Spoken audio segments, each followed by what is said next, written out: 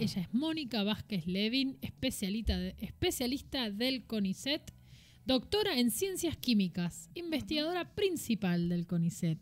Buenas tardes, bienvenida a Otro Planeta. Qué bueno tenerte acá y gracias. Bueno, gracias a ustedes por invitarme a contarles un poco de una de las investigaciones de nuestro grupo. Hermoso.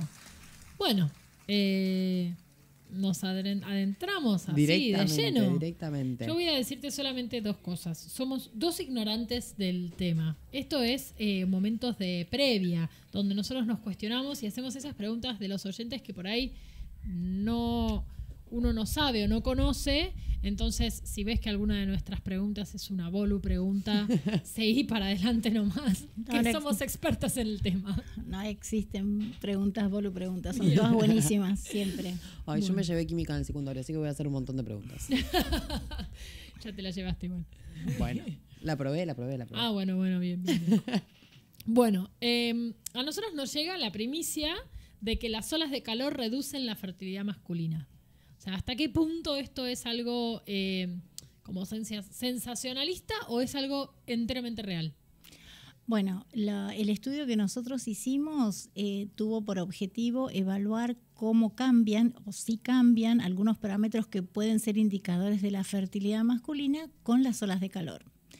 Primero, si quieren, les cuento qué son las olas de calor. Sí. Las olas de calor se definen cuando la temperatura, esto lo definen los especialistas, digamos, de clima, en particular las olas de calor en la Argentina, las define el Servicio Meteorológico Nacional porque determina en la época de más calor, que es entre octubre y marzo, cuáles son las temperaturas máximas. Elige un tiempo que es entre los años 60 y el 2010, determina cuál es el promedio de las temperaturas y define que cuando supera la máxima 32,3 grados y la mínima 22 grados, y esto ocurre por lo menos 3 días seguidos, hay una ola de calor. Mirá. Okay. Y las olas de calor pueden ser de 3, 4, 5, 6 días. Entonces, más allá de que nosotros previamente habíamos visto que las temperaturas del verano ya afectaban la calidad del semen, que es este indicador que va a decir si un hombre tiene mayor o menor potencial fértil, pensamos qué pasaba en estas condiciones extremas, queríamos averiguar eso.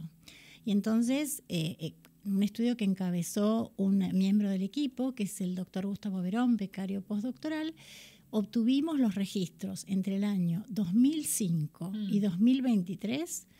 Todos los registros de temperatura día por día se toman cada hora, las 24 horas del día, los 365 días del año. Esos 19 años fueron más o menos 150.000 datos. No. Y entonces, ya me cayó pesado. Y entonces analizamos todos esos datos para identificar cuándo se cumplía que había una ola de calor. Claro.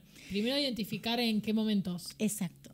Y después, con la colaboración de los especialistas que hacen diagnóstico del Centro Zeus-Alae, ellos nos ofrecieron los datos, los registros de laboratorio de gente que se iba a hacer este estudio, y en ese mismo tiempo nos fijamos quiénes habían hecho ese estudio en un momento en que había habido una ola de calor. Una ola de calor, claro. Wow.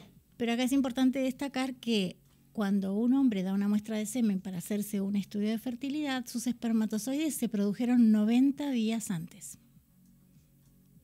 Interesante, ¿no? ¿Cómo Claro. me quedó Claro. de cara? ¿Cómo claro? Adentro de él se produjeron 90 días antes. Claro, el testículo es el órgano donde se produce. Sí. Lleva más o menos 74 días la producción completa de una onda espermática. Y después tienen que transitar hacia la salida, digamos. Claro. Si transitan por un órgano que se llama el epidídimo, ahí maduran y desarrollan potencial fecundante, porque aprenden desarrollan su potencial de moverse y de reconocer el ovocito, y después esperan a la eyaculación. Claro. Todo eso puede llevar hasta 90 días. Entonces, lo que nos preguntamos era si la ola de calor había transcurrido durante esos 90 días, si afectaba la calidad de ese eyaculado que se producía el día que lo estudiaban. Claro, que es muy distinto. Exacto. Y entonces obtuvimos los registros de los pacientes que se habían hecho estos estudios en ese mismo periodo. Y fueron más o menos 54.000 registros de hombres entre 18 y 60 años. Ah, Wow. bueno, buen rango. Y entonces, como cada estudio provee varios resultados para poder definir si ese potencial se está Claro. dando, cuánto semen, y eso es el volumen seminal, cuántos espermatozoides hay, esa es la concentración y la cuenta, si se mueven, y eso es la motilidad, y si tienen la forma esperada, porque los espermatozoides pueden tener formas horribles, pero eso es normal también. Solo un pequeño porcentaje es suficiente para que sean normales, para que el eyaculado sea normal. Igual es increíble todo lo que estás diciendo, o sea, se me está haciendo... Y esos fueron más o menos 450.000 datos. O sea que más o menos Gustavo desarrolló herramientas programáticas y de análisis, y junto con Anya, que encabezaron este estudio, pudieron encontrar aquellas muestras que estuvieron sujetas a olas de calor frente a otras que no. Y cuando comparamos esos resultados, vimos que las olas de calor se traducían en una calidad seminal mucho peor que de aquellos pacientes que no habían estado expuestos a olas de calor. Pero cuando vos decís esa ola de calor, son el esperma dentro del hombre. Exacto. O sea, es como una... O sea... Lo no, que vimos... No la voy a decir. Lo que voy a guardar. lo que vimos es que... Esta es re buena la pregunta, porque también nos preguntamos en esos 90 días cuándo era el peor momento que le cayera la ola de calor, y vimos que la primera etapa de la producción espermática, o sea, dentro de los primeros días de ese proceso de 90 días, era el peor momento para... Cuando se están gestando ahí. Mira, yo hubiera pensado antes, como que antes no, después, como el momento de la eyaculación. Cuando ya están hechos, digamos. Sí, pensé que si ahí lo agarraba la hora de calor iba a ser peor, pero no, claro, en la formación. En la formación, porque aparentemente uno de los mecanismos que se gatillan es, digamos, hay estrés oxidativo y se gatillan fenómenos que hacen que se programe la muerte celular de cualquier célula que esté expuesta por ahí a una ola de calor. Y entonces, en ese caso, lo que vemos es menor cantidad, y de los que quedan vivos vemos peor calidad. Claro. Y eso fue lo que se vio en las muestras.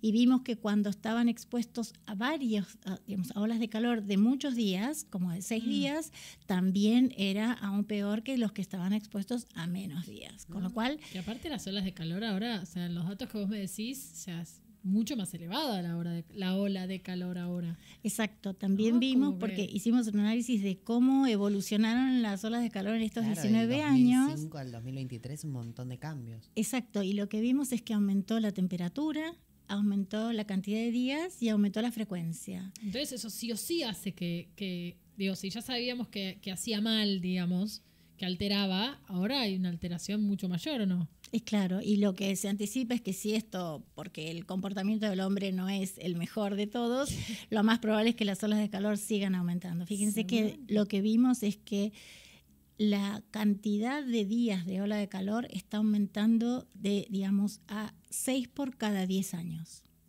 Hay 6 días más de olas de calor por cada 10 años. Es un montón. Por 10 años. Es un montón. 0,6 por cada año, claro. Estimándose 10. Y la temperatura está aumentando medio año, en general, medio año por cada 10 años. Con lo cual, es todo mal. O sea, está todo mal. Y en realidad nos pareció interesante porque hay estudios en los que no se tienen en cuenta las olas de calor, pero sí se tiene en cuenta, digamos, lo que está pasando con la calidad seminal en las décadas, en Latinoamérica, en todas partes del mundo. Latinoamérica reproduce lo que ocurre en diferentes partes del mundo, que es la calidad seminal ha disminuido desde el principio del siglo, o desde donde se tienen registros de 1920, 1930, hasta ahora. Y está cayendo con una pendiente que se reproduce mucho con lo que nosotros vemos con las olas de calor. O sea que es muy probable que las olas de calor que están aumentando, las altas temperaturas que están ocurriendo en diferentes partes del mundo, sean parte de esa causal de la caída del semen. Qué interesante. Es como que siento que de alguna manera el planeta Tierra está diciendo, váyanse de acá ahora, y si no los voy a expulsar de a poquito, y van a dejar de crecer y de reproducirse. Y el tema de que baja la calidad seminal encima se empeora porque hay muchas cosas que vemos en paralelo. Por ejemplo, nosotros hicimos un estudio donde vimos qué pasaba con la calidad seminal a lo largo de la edad de los hombres. Y tomamos hombres de 20 años, de 30 años, de 40 años, en rangos, digamos, de a 10 años, y vimos que después de los 40 la calidad seminal baja muchísimo en los hombres, y también los hombres ahora esperan más para ser padres. Entonces todo esto está, digamos, llevándonos a una condición de que el hombre tiene comprometido también su potencial fértil con estilos de vida, con... Esa información es muy interesante. Porque yo siento que siempre se habló mucho de la mujer y su reserva ovárica y la edad y que si no fuiste madre a los 30 y que ahora a los 40 y no tenés chances y se disminuye. Y es como, es un fantasma que tenemos constantemente si una quiere ser madre acá atrás que te va diciendo y bajando. Ahora, es una cuestión de a dos. Exactamente. O sea, si el hombre ya ha pasado los 40, entonces no es que es solamente la mujer. Y lo digo y me señalo porque me ha pasado toda la vida. Yo prioricé mucho mi carrera antes de por ahí ser madre y fui madre ahora hace 1 año y medio. Pero me pasó mucho de que me cuestionaran constantemente. Mira esta información.